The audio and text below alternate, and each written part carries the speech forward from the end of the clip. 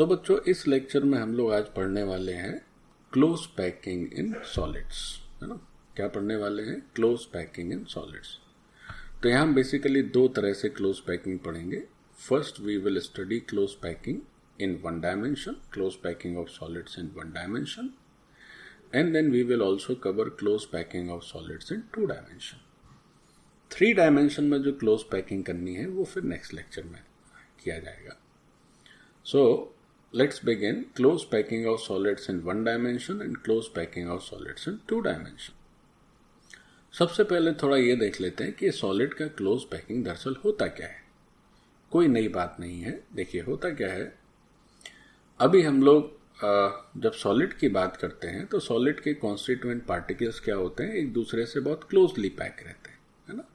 अगर loosely packed होंगे तो क्या होगा, फिर वो सॉलिड रहेगा ही नहीं। ढीले ढाले हैं, कोई इधर जा रहा है तो कोई इधर जा रहा है, तो फिर वो लिक्विड या गैस हो जाएगा। If it is solid it means there is a close packing. Close packing means कि पार्टिकल जो है एक दूसरे से बंधे हुए हैं, अपनी जगह से हिल नहीं रहे हैं, तभी तो सॉलिड है। अच्छा, so in solids constituent particles are close packed, मतलब leaving the minimum vacant space. उनके बीच में बहुत कम स्पेस होता है। वो इस तरह से एक दूसरे से गुथे हुए होते हैं, बंधे हुए होते हैं कि आपस में जो स्पेस है वो बहुत ही कम हो जाता है। तो हम लोग क्या करेंगे, हम इस लेक्चर में इस तरह से क्लोज पैकिंग को पढ़ने वाले हैं। हम ये मानकर चलते हैं कि सॉलिड में सारे कंस्टिट्यूएंट पार्टिकल मान लेते हैं एक ही जैसे, थोड़ा सा पढ़ने समझने में ईजी हो जाएगा। So considering constituent particles as identical spheres, let's study close packing in solids. हम ये मानते हुए पढ़ने वाले हैं अपने क्लोज पैकिंग को कि एक सॉलिड के सारे कंस्टिट्यूएंट पार्टिकल आइडेंटिकल स्फीयर्स हैं। ऑफ कोर्स ये सही नहीं है, लेकिन कम से कम क्लोज पैकिंग के मेथड समझ जाएं, फिर हम लोग पार्टिकल्स को अलग अलग साइज का करके भी पढ़ सकते हैं। तो अभी अपने लेक्चर में हम ये एजम्पशन मानकर चल रहे हैं कि all constituent particles are identical spheres. Okay, so let's study the close packing. अच्छा, क्लोज पैकिंग में बच्चों एक और बड़ी इंपॉर्टेंट बात आती है, एक और टर्म आता है which is called coordination number. So what is coordination number?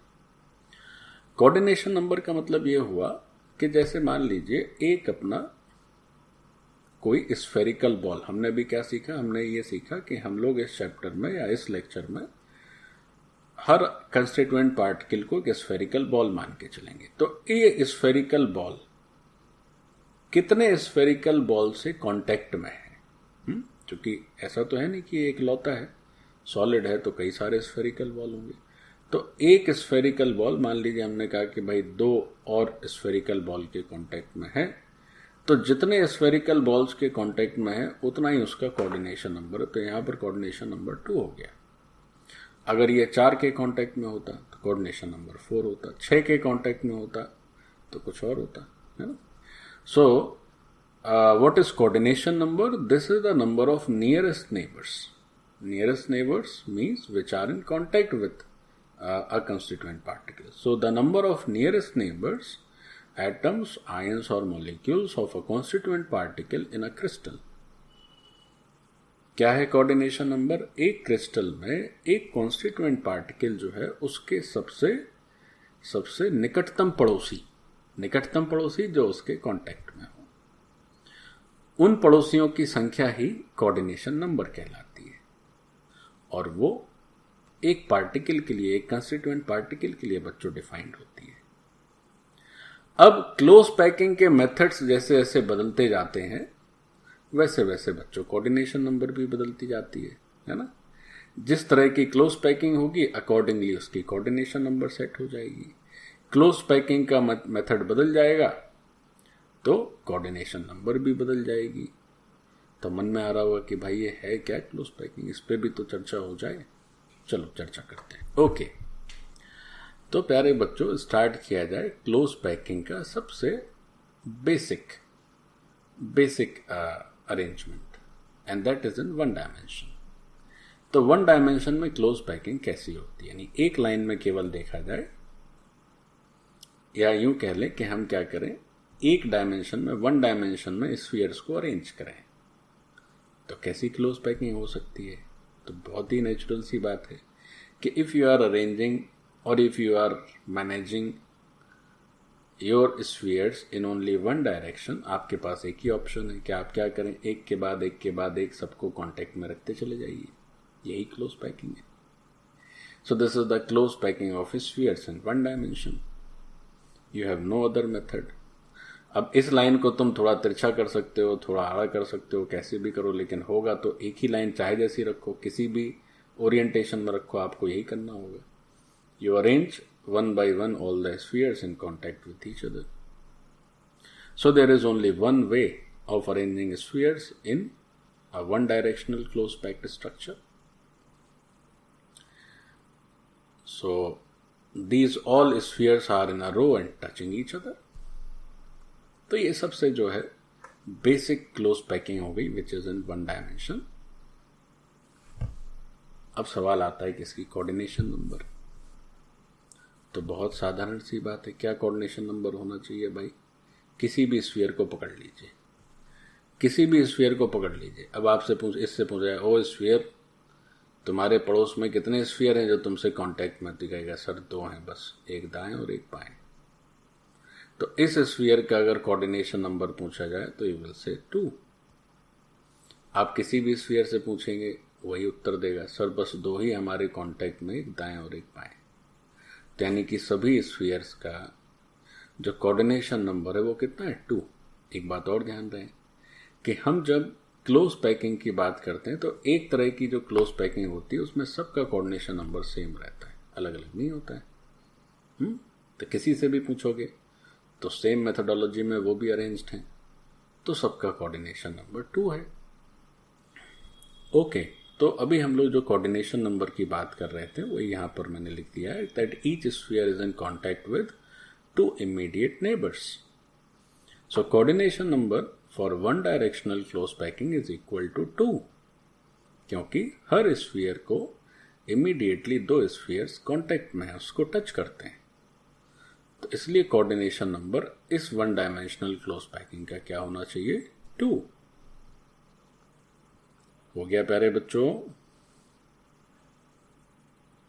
आगे बढ़ जाऊं? ठीक है।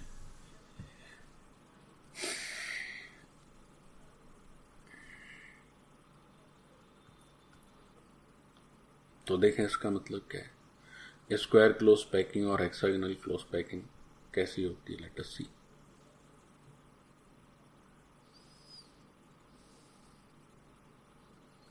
डन? सारे बच्चे लिख लिए, आगे बढ़ जाएं। Very good very good very good. आगे लिखा होगा। पीछे अभी क्या किए थे?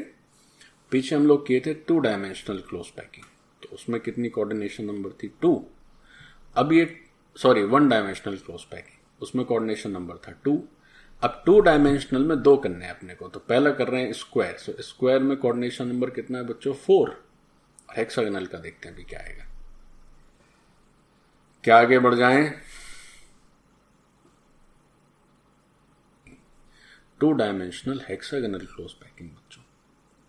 Now this hexagonal close packing, ये जो पैकिंग का तरीका है ये स्क्वायर वाली पैकिंग से भी ज्यादा मजबूत पैकिंग होती है। कैसे? देखो कैसे। Direct you come to this figure, देखें जरा गौर से। एक 1 डायमेंशनल रो है, इस रो में सभी स्फीयर्स देख रहे हो। अब जो दूसरी रो है इसके ठीक नीचे से ना करके थोड़ा आगे शिफ्ट कर दिया हमने, तो उससे क्या लाभ हुआ? लाभ ये हुआ बच्चों कि 2 सर्किल के बीच में ये जो छोटा 2 सर्कल का जो जंक्शन पॉइंट था, इस जंक्शन पॉइंट्स के बीच में अब हमने अगली रो के स्फीयर्स को डाल दिया। तो क्या हुआ? तो हुआ ये कि अगर हम मान लीजिए ऐसे करते, जैसे पीछे कर रहे थे, ये करते, इस तरह से करते, तो क्या हो रहा था बच्चों कि यहां पे बहुत बड़ा गैप बन जा रहा है ना? This gap is very huge. अब यहां पर क्या कर रहे हैं? यहां पर आप क्या कर रहे हैं कि इस गैप को कम करने के लिए इसी गैप की जगह पर एक स्फीयर डाल दी, ये स्फीयर डाल दी। तो अभी भी गैप है, लेकिन गैप अब आधा हो गया। पहले क्या था, बड़ा गैप रहता, पहले ये गैप था, ये। अब गैप केवल कैसा हो गया, अब गैप ऐसा हो गया, है ना। देखो अब ये गैप रह गया, थोड़े दूसरे कलर से बनाते हैं। Now this gap is only this triangular shape. और अगर हम लोग ये जो अपना मेथडोलॉजी है, ये जो अपनी मेथडोलॉजी है, जो पिछली मेथडोलॉजी थी जिसमें स्क्वायर पैकिंग कर रहे थे, तो इस गैप में 4 साइड्स आ जा रही थी, साइज बड़ा था, लेकिन यहां पर ये गैप छोटा रह गया। तो जितना कम से कम बच्चों गैप हो, इसको वॉइड कहते हैं। नेक्स्ट लेक्चर में हम लोग वॉइड भी पढ़ेंगे। तो वॉइड जितना कम से कम हो, उतना ही तो पकड़ मजबूत रहेगी, उतना ही तो पैकिंग अच्छी रहेगी। तो अगर कोई ये पूछे कि बताइए भाई इस हेक्सागोनल क्लोज पैकिंग और स्क्वायर क्लोज पैकिंग में मजबूत पैकिंग कौन सी है, तो नेचुरली यू विल आंसर कि सर हेक्सागोनल तो नेचुरली मजबूत है, छोटे छोटे वॉइड बनते हैं। अधिकतर जगह क्या होता है, ऑक्यूपाइड बाय द स्फीयर्स और by the constituent particle. Void का साइज स्क्वायर पैकिंग का ठीक आधा हो जाता है इसमें। ओके, तो अगर हम इसको बी, इस अरेंजमेंट को बी नाम देते हैं और इसको ए नाम देते हैं, तो हमें अब यहां पर बी ए ऑल्टरनेट लगाना होगा। अगर हम सब एक जैसे कर देंगे तो again we will get a square close packing, and in this type of packing we will have a larger in size. ऐसे वॉइड्स मिलेंगे, और यहां जो वॉइड्स मिलेंगे वो छोटे हो जाएंगे। क्यों? क्योंकि दोनों स्फीयर्स के बीच में जो खाली जगह रहती है वहीं पे तीसरा स्फीयर डाल दे रहे हैं। तो naturally you will have smaller voids and more closely packed structure. Okay, so this we call a hexagonal close packing. अब सवाल है कि इसको हेक्सागोनल क्यों कहते हैं, तो देखो ये फोटो बना हुआ है। इसे हेक्सागोनल इसलिए कहा जाता है कि if you join the centers of these 6 spheres you will get a hexagon। और पीछे क्या हो रहा था, पीछे हमें बच्चों एक स्क्वायर मिल रहा था, वहां भी बीचों बीच में एक कॉन्स्टिट्यूएंट पार्टिकल था, यहां भी बीचों बीच में एक कॉन्स्टिट्यूएंट पार्टिकल है। अच्छा, अब जरा गौर से एक बात और भी समझ ली जाए। ये बेचारा हमारा बीच का मेहमान पूछे कि भाई तुम्हारे इमीडिएट पड़ोसी कितने हैं, कितने लोग तुमसे संपर्क में, बताओ जरा। तो कहेगा सर अब हमसे 6 लोग संपर्क में।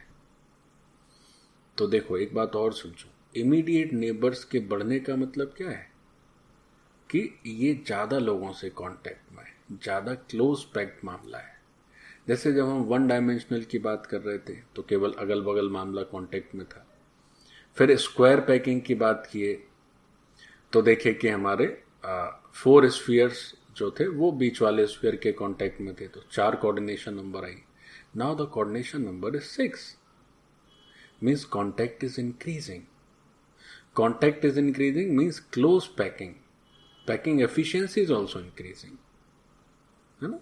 So in this type of packing, spheres of one row are settled in the depression of second row in immediate neighborhood, है ना। देखो इसका मतलब क्या है, फिर समझे। In this type of packing, spheres of one row are settled in the depression of second rows। जैसे मान लीजिए हम इस ए की बात करें, तो इस ए के जो स्फीयर्स के बीच बीच में डिप्रेशन है वो यही तो डिप्रेशन है, ये जो बीच की जगह है। अब इन्हीं डिप्रेशन के ऊपर आप क्या करो, एक एक स्फीयर नया नया रखते चले जाओ, तो क्या हुआ, आपका एक नया रो तैयार हो गया। अब इस बी के जो स्फीयर्स हैं इनके बीच में डिप्रेशन ये वाले डिप्रेशन हैं जो बीच की खाली जगह है। Now in this depression you again put each one sphere in each depression to get another row completed. So this is written here. क्या लिखा हुआ? In this type of packing, spheres of one row are settled in the depression of second rows in immediate neighborhood, one just above and other just below. Means क्या हुआ कि जैसे ये जो इनके बीच में जो खाली जगह है उसके नीचे स्फीयर रख रहे हैं, और इनके बीच में जो खाली जगह है उसके ऊपर स्फीयर रख रहे हैं. So now we are getting a more closely packed structure, and this is called a hexagonal close packed structure, 2 dimensional. अब यहां पर अगर गौर से देखें तो ये जो ऑल्टरनेट रो है, जैसे बी को देखो, तो ऑल्टरनेट रोज को if you look at alternate rows, now you will get कि हाँ ठीक है भाई, ये जो बी है, बी के जो स्फीयर्स हैं वो अलाइंड है, फिर नीचे एक बी आ जाएगा, ये एक लाइन में, ये वाला बी, इसके नीचे वाला बी.